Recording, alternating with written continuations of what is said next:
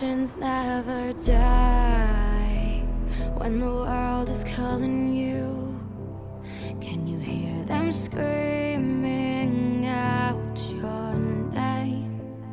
Legends never die, they become a part of you. Every time you bleed for reaching greatness. Halo guys, balik lagi ke Channel Cejam. Dan ini adalah video pertama, mungkin bisa bilang dari rangkaian video-video yang bakal gue bikin terkait Euro 2020. Sebelum mulai, tentang itu aja mesti diskusi dulu nih sebenarnya. Jadi tau lah ya, Euro 2020 kan harusnya ya berarti tahun lalu gitu kan. Cuman karena pandemi dan lain-lain akhirnya diundur ke tahun ini. Akan dimulai segera. Jadi ini udah hype-nya udah mulai ke build up dari bahkan sebulan lalu sebenarnya sih. Gue mau nanya pendapat anda tentang nanti namanya enakan Euro 2020 atau Euro 2021. Technically ini Euro 2021 karena mainnya di tahun 2021. Tapi sepertinya dari pihak merekanya sendiri tetap ngotot bahwa enggak kok, logo kita udah Euro 2020, jadi namanya tetap kompetisinya resminya adalah Euro 2020. Jadi ya mungkin bisa sedikit komen di bawah karena ini video pertama juga kan, jadi gue nggak tahu ntar kedepannya bakal gimana. Kalau lu tanya gue ya sebenarnya gue sih prefer Euro 2021 sih, tapi kan demi kepentingan algoritma dan lain-lain mungkin ya kalau misalnya emang semuanya nanti bakal pakai, mungkin ada di Twitter ada hashtag kayak biasa, hashtag terus ada logonya, ada lambang euronya atau gimana, ya mungkin harus Euro 2020. Tapi untuk sekarang mungkin yang pertama, video pertama ini ya tulisannya Euro 2020. Oke, itu aja butuh didiskusiin. Oke, jadi video ini gue bakal ngeriak ke squad England yang sudah rilis tadi. Jadi tadi rilisnya itu pas gue live streaming kan, gue sampai minta izin ke warga-warga jangan di spoiler dulu karena gue mau bikin reaction ini. Jadi kemarin sempet si Gareth Southgate itu ngerilis semacam professional squadnya England yang ada 7 nama yang akhirnya dipangkas. Jadilah sisa ini 26 nama kalau nggak salah sekarang. Jadi kita akan lihat langsung dan mungkin kita bisa bahas sedikit. Mungkin ya lu juga, bang kenapa nggak Jerman, kenapa nggak Italia, kenapa ini? Gua memang ikutinnya timnas Inggris dan seperti biasa lah ya, anda kalau misalnya warga biasa di CJM udah tahu gua bikin video yang gue mau bikin. Jadi ya memang gue bisa aja bikin Jerman, Prancis, tapi kita lihat nanti saja. Saya tentunya anda sudah tahu mendukung Inggris di kompetisi ini. Dan ya mungkin akan banyak konten-konten Inggris gitu ya. Jadi ditunggu saja nanti konten-konten berikutnya. Anyway, Inggris ini malam ini enggak sih, subuh sih, kayak jam 2 deh waktu Indonesia, waktu lokal kita, bakal main lawan Austria friendly. Terus tanggal 6 itu bakal main lawan Romania. Dan nanti baru akhirnya minggu depannya tanggal 13 kalau nggak salah. Ntar kita bakal ke situ juga. Ini gue udah siapin di tab baru. Oke, langsung saja kita cek dari kiper dulu. Jadi yang dicoret kemarin tuh si Aaron Ramsdale, dan ya kayaknya masuk akal juga karena yang di depan dia ada Dean Henderson, Sam Johnston, dan kiper utamanya tentu saja Jordan Pickford. Jadi Pickford itu punya clean sheet terbanyak di bawah Nick Pope. Tapi tentu saja anda tahu Pope cedera. Jadi sayang banget nggak bisa dibawa. Kalau misalnya Pope available, fit, pasti ya Pope, Pickford, Henderson. Dan itu mungkin bakal bikin Southgate agak pusing. Karena kalau misalnya berdasarkan statistik Premier League musim 2020-2021, Pope jumlah clean sheet-nya lebih banyak daripada Pickford. Beda 1 doang sih memang. Jadi ya untuk sekarang karena Pope-nya sayang sekali cedera, Pickford tetap bakal jadi nomor 1 kiper utamanya Inggris. Terus ya mungkin untuk pertandingan-pertandingan grup yang tidak terlalu sulit, contohnya lawan Skotlandia, tidak meremehkan, tapi mungkin saja bisa dirotasi sedikit. Dean Henderson menurut gue kiper keduanya. Dan Johnston lebih ke untuk backup. Jadi untuk posisi penjaga gawang menurut gue ya Pickford kiper yang bagus banget kok. Gue selalu dari dulu sangat-sangat melihat bahwa Pickford tuh bagus gitu loh. Jadi menurut gue aman-aman aja meskipun Nick Pope tidak ada. Oke, untuk kiper 3 ini. Terus kita lanjut ke defender. Nah ini dia. Di sini Pak, mungkin ya ini kan udah jadi perdebatan. Langsung aja nama yang paling pertama, Trent Alexander-Arnold. Gue punya opini sendiri tentang dia. Menurut gue, dia kan sempat kayak ya antara mau dibawa atau enggak segala macem. Formnya dia ya memang dulu bagus banget, cuman tahun terakhir, musim terakhir ini bersama Liverpool ya agak kurang, menurun lah bisa dibilang. Tapi sekali lagi kita masih ingat dia pemain muda. Dan gue bisa mengerti alasan kenapa Southgate akhirnya memutuskan buat bawa Arnold. Sesimpel ini, menurut gua, kalau kita ngelihat dari pemain-pemain yang ada di sini, ini England bawa 4 right back. Reece James, Kyle Walker, dan Trippier, selain Arnold. pemain-pemain yang bagus banget, Pak. Trippier baru aja juara La Liga bersama Atletico Madrid. Kyle Walker pengalamannya dan kualitasnya pun juga luar biasa. Reece James baru aja juara UCL bersama Chelsea. Jadi kita ngelihat right back yang bagus sekali. Tapi gini, kalau kita ngomongin soal Alexander-Arnold, kita nggak cuma ngomongin soal defender. Dia punya kemampuan yang menurut gua, Trippier sih, inget Piala Dunia lawan Kolombia free kick, dia punya kemampuan free kick yang bagus banget. Tapi Alexander-Arnold menurut gua visinya berbeda sih. Selain dia masih muda, which itu selalu penting tentunya untuk sebuah timnas yang mau ngelihat ke masa depan, ngasih pengalaman segala macem. Tapi di sisi lain dia juga bisa nawarin sesuatu. Crossingnya, visinya dia untuk ngelihat pemain-pemain yang ada di depan dia dan ngasih bola dan bisa precise, akurat, tepat ke kaki pemain itu. Itu yang dimiliki sama Alexander-Arnold. Memang kalau misalnya kita ngelihat dari bandingkan misalnya sama Reece James, fisikal dan lain-lain, Arnold agak lemah di defense-nya. Tapi, balik lagi, ini adalah keputusan yang tidak mudah. Dan pada akhirnya si Southgate ngebawa Arnold, gue masih bisa bilang kayak, ya oke. Kita tahu bahwa formnya tidak terlalu bagus musim terakhir. Tapi kita juga tahu, di hari baiknya Arnold, dia bisa nawarin apa buat timnas Inggris. Jadi menurut gue, thought prosesnya Southgate harusnya itu. Tentu saja itu agak gambling, dengan berharap Arnold main bagus tidak seperti musim terakhirnya di Liverpool, musim kemarin maksudnya. Dan semoga saja Arnold mainnya seperti misalnya 2 musim sebelumnya, pas Liverpool juara UCL misalnya atau juara Premier League, gimana dia bagus banget. Itu mungkin latar belakangnya. Di sisi lain, yang menarik adalah ini desas-desus, gue nggak tahu benar atau enggak, tapi ada omongan bahwa Arnold bisa aja dimainin jadi seorang central midfielder. Nanti kita akan ke situ pas kita bahas soal midfielder yang dipilih sama Southgate dan jumlahnya. Tapi ada versatility yang ditawarkan juga sama Alexander-Arnold. Sama halnya dengan Reece James. Kalau Reece James kita udah tahu lah, dia memang bisa main sebagai defensive midfielder. Dari fisikalnya segala macam, dia pemain yang defensif banget dan bagus sekali. Jadi ini juga salah satu yang menurut gue bakal menarik. Ntar kita bakal bahas lebih lanjut setelah ini. Terus untuk left back ada Ben Chilwell dan Luke Shaw. Ini ya tidak bisa diargumenkan lah ya. Ini udah gak usah debatin lagi. Luke Shaw menurut gue deserve dapat tempat. Dia bagus sekali buat United. Dan ya Chilwell sama seperti Reece James baru aja ngebawa Chelsea juara UCL. Dia tampil di final juga dan ya pemainnya memang bagus sekali. Tapi pertanyaannya kan siapa yang bakal start. Ini juga menurut gue bakal menarik, karena kedua pemain ini nawarin sesuatu yang berbeda juga. Terus untuk center back-nya ada Connor Cody, ya lebih ke pengalaman, solid gitu kan. Terus Harry Maguire yang menurut gue untuk saat ini masih center back terbaiknya timnas Inggris. Tyrone Mings dan satu lagi John Stones. Stones juga ya musim kemarin bersama Manchester City dengan duet partnershipnya di jantung pertahanan City, Ruben Dias, bagus banget Pak. Bagus sekali. Jadi ini juga bakal menarik. Sebenarnya ini semua tuh berpengaruh juga nantinya ke formasi apa yang bakal dimainin sama Inggris. Jadi kalau misalnya kita lihat, terus ada Trippier dan Walker. Ya kita udah bahas tadi sedikit, dua pemain yang menurut gue wajib banget dibawa ke timnas Inggris, meskipun ujung-ujungnya jadi kebanyakan right back. Banyak banget meme kan, kayak line up Inggris right back semua, 4 right back di kanan. Tapi Kyle Walker ya bisa main jadi center back juga, dan kemungkinan besar sih bakal main di center back. Gitu ya. Jadi ini total tuh ada berapa? 10 defender, Pak. Fullback, center back. Banyak sekali. Tapi kalau kita lihat ke midfielder, Anda lihat di sini, cuman 5 nama. Oke. Jude Bellingham, pemain muda yang menurut gua sih harusnya Southgate kalau kasih kesempatan sih. Bukan cuman, kan lu sering lihat lah ya, timnas bawa pemain muda yang muda banget seperti Bellingham untuk main di sebuah turnamen besar, major tournament, dan itu cuma dijadiin kayak yaudah lu cadangan aja, serap pengalamannya, ilmunya. Banyak yang seperti itu. Menurut gua Bellingham gak kayak gitu sih. Feeling gue bakal start dia. Entah itu di pertandingan yang tidak terlalu signifikan, atau bahkan kalau Southgate memang tanda kutip terpaksa, karena ini soal cedera juga. Oh ya, tadi gue bahas di atas juga. Itu juga masalah buat Inggris. Bisa aja dia start di pertandingan penting.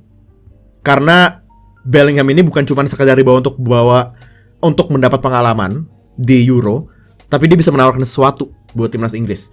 Kita ngomongin cedera, Maguire itu kan masih lagi pemulihan kalau nggak salah. Memang sudah fit, cuman maksudnya masih ada ketakutan bahwa dia bakal cedera lagi ankle kalau nggak salah deh. Jadi ya agak-agak mengerikan. Tapi kan kemarin dari professional squadnya ada Ben Godfrey dan Ben White kalau nggak salah ya. Dua pemain yang mungkin itu si Southgate sih nggak ngumumin waiting list yang buat masuk ke squad kalau misalnya ada pemain yang di antara 26 pemain yang cedera. Tapi kayaknya sih harusnya dari yang kemarin 7 nama yang akhirnya dicoret itu harusnya jadi waiting list. Jadi kalau amit-amit misalnya Maguire ternyata nggak bisa 100% fit atau ada masalah lagi, ya mungkin antara Ben Godfrey atau Ben White yang bakal ditarik. Sama halnya dengan midfielder, kita lihat di sini ada Jordan Henderson. Henderson juga bermasalah terus dengan cedera dan lain-lain. Jadi ya di waiting listnya seharusnya ada Ward-Prowse yang akhirnya kemarin dicoret. Terus untuk Mason Mount tidak usah diperdebatkan, sudah pasti deserve dan kemungkinan besar bakal starter. Pemain yang luar biasa.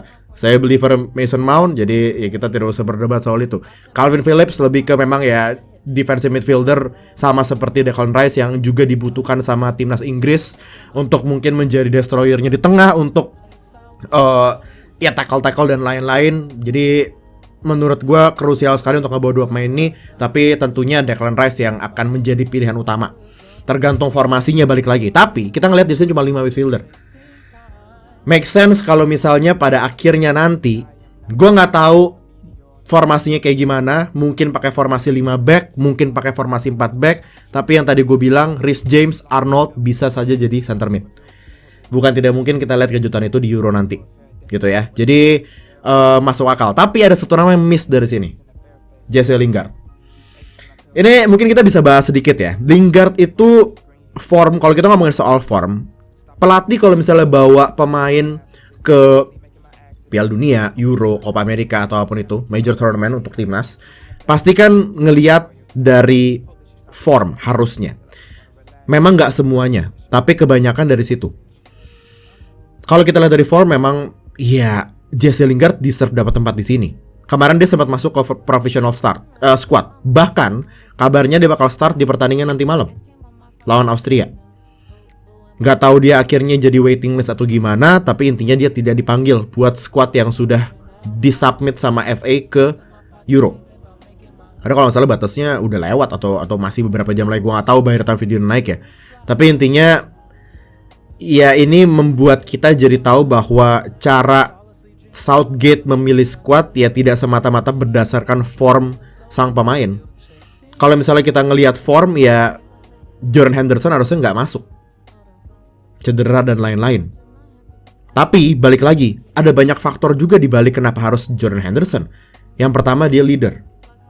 Yang kedua, keberadaan dia di ruang ganti nanti bakal krusial banget buat timnas Inggris, khususnya buat tim ini yang diisi sama banyak pemain muda. Jesse Lingard 28 tahun. Dia mungkin masih punya kesempatan di Piala Dunia nanti di Qatar. Kalau misalnya memang form dia bisa sebagus itu. Tapi untuk turnamen ini sayangnya dia nggak masuk. Gua jujur, ya gue sih pengen dia masuk. Karena kita udah ngelihat dia di West Ham sebagus apa. Tapi kalau misalnya kita ngomongin soal dia kan paling ya apa sih, attacking midfielder kan biasanya kan. Attacking midfielder memang nggak masuk ke sini sih. Selain udah ada Mason Mount sebenarnya ya. Tapi kita akan lihat di bawah.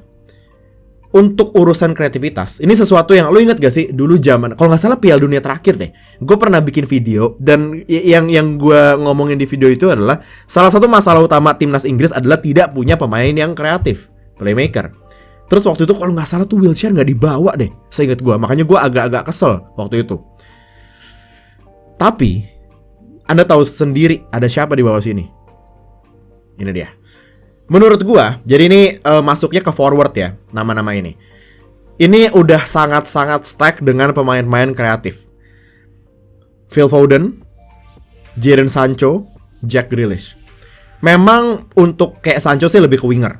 Mungkin kita bisa ngomongin Foden sama Grealish meskipun mereka juga anggapannya winger sih. Tapi kalau kita ngomongin sebagai main sebagai playmaker, mereka bisa banget. Dan pertanyaannya cuma satu, kalau kita masih lanjut ngebahas soal Lingard, apakah Lingard bakal start ketimbang Foden? Jawabannya tidak. Apakah Lingard bakal start ketimbang Grealish?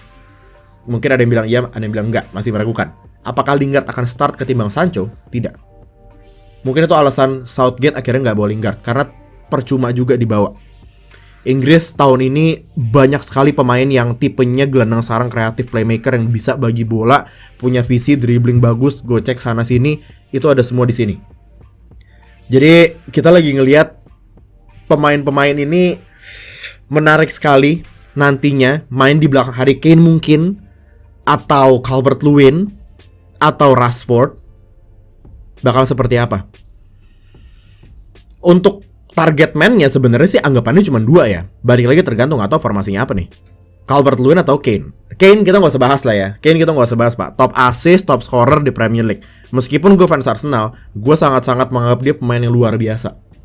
Jadi udah kayak mungkin nama pertama yang masuk ke timnas Inggris di tulisan dicatat nih, kalau Southgate nyatet kayak Harry Kane udah pasti nama pertama.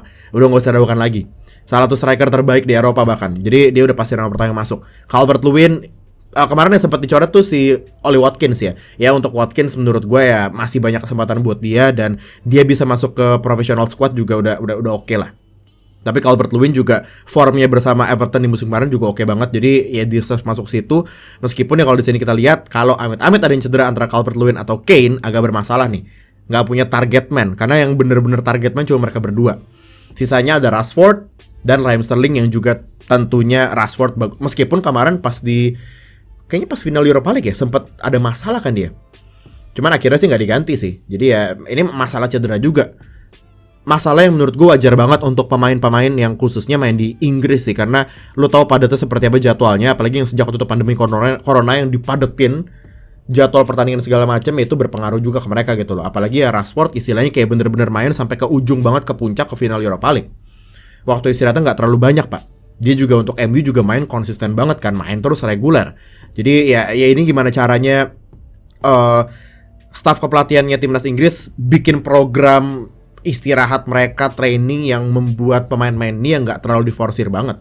Dan bahkan nanti kita akan bahas ke grupnya segala macam untuk Euro sedikit aja, karena ntar gue bakal bikin video khusus prediksi lengkap Euro 2020 kan, bingung sebutnya apa.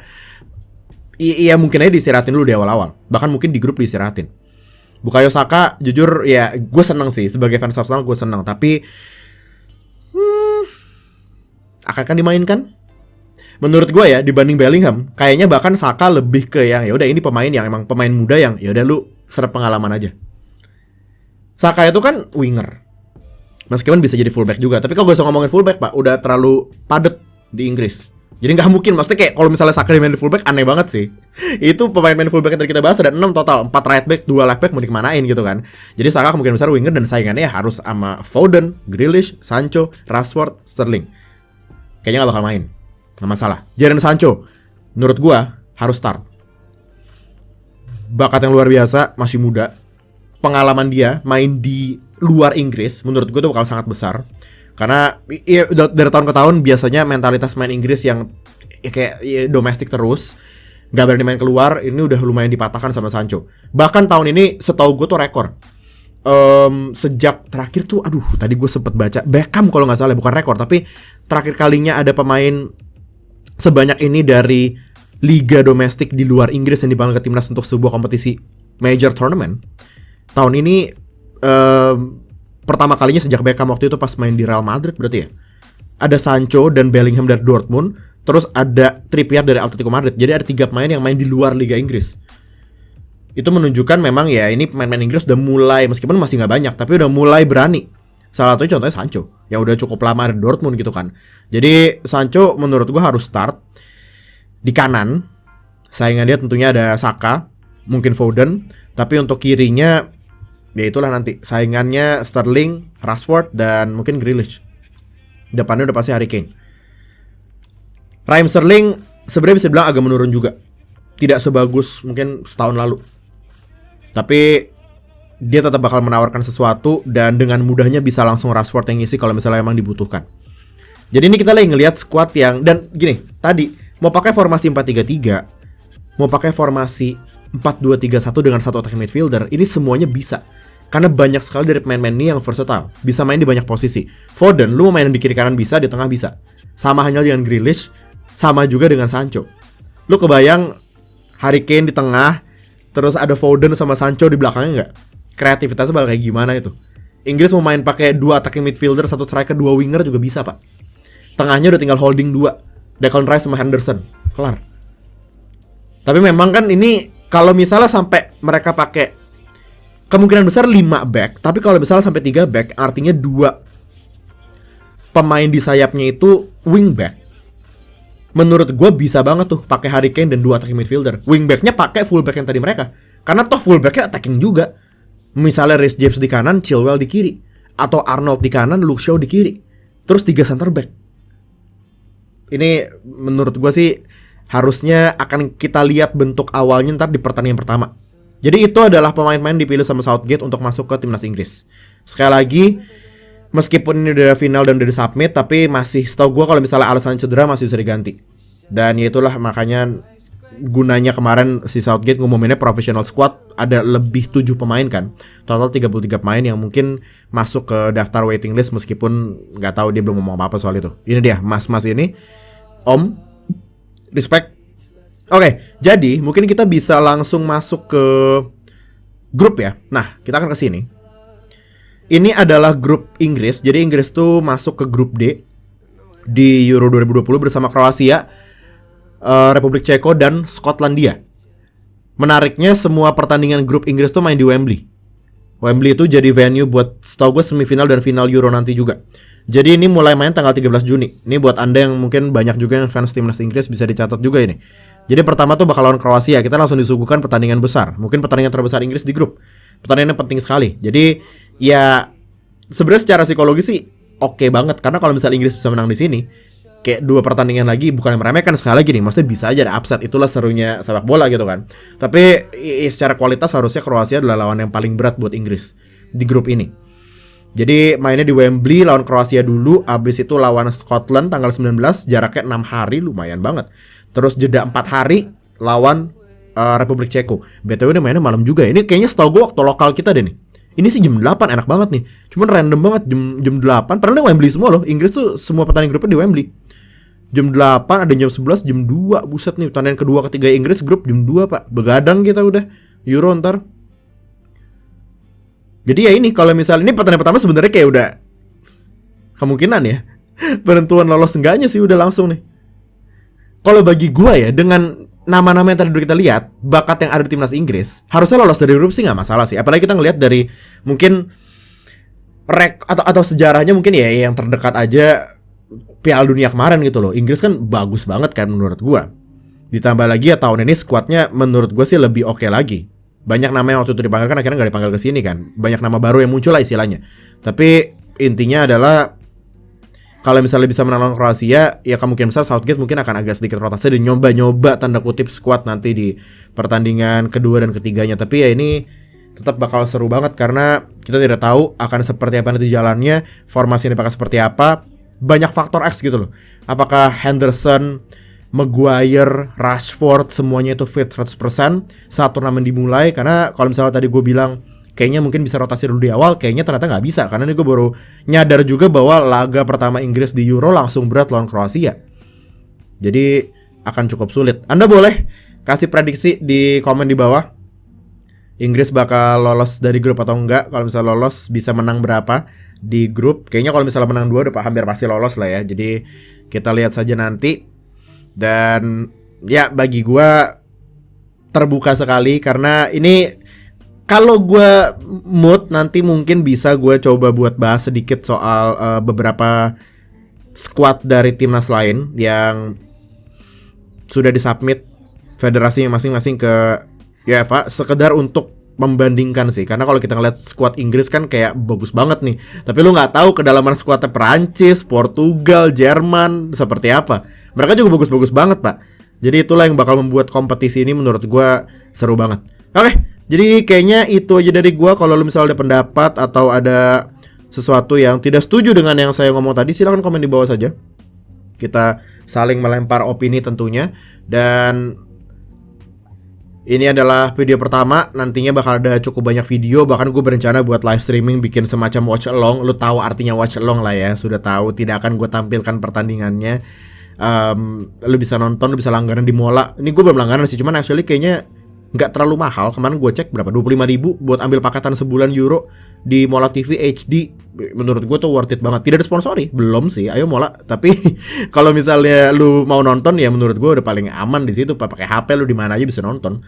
Jadi gue tentunya akan langganan dan ntar kita mungkin watch along ya sambil live streaming, sambil chill, sambil main food, sambil nonton Euro misalnya subuh-subuh. Seru sekali. Ini kompetisi yang udah ditunda setahun nih pak. Jadi build up-nya sudah terlalu panjang, tapi kan tentunya ada beberapa pemain juga yang cedera, dan meskipun masih ada banyak pemain yang akhirnya nggak bisa masukkan cedera, tapi ada beberapa juga yang bisa selamat, istilahnya udah sembuh dari cedera dan bisa masuk. Oke. Feeling gua, prediksi gua, Harry Kane top scorer sih. Prediksi ya, boleh dong prediksi. Harry Kane top scorer di kompetisi ini. Tapi itu mungkin hanya sekedar harap-harap saja saya sebagai fans timnas Inggris. Oke, silakan komen di bawah pendapat lu soal 26 nama yang dibawa sama Southgate, dan menurut lu formasi apa yang bakal dipakai sama timnas Inggris di pertandingan pertama dulu aja lawan Kroasia, karena ini yang paling penting. Oke, itu aja dari gua untuk video ini. Sampai jumpa di video-video Euro 2020 selanjutnya. Bye semua.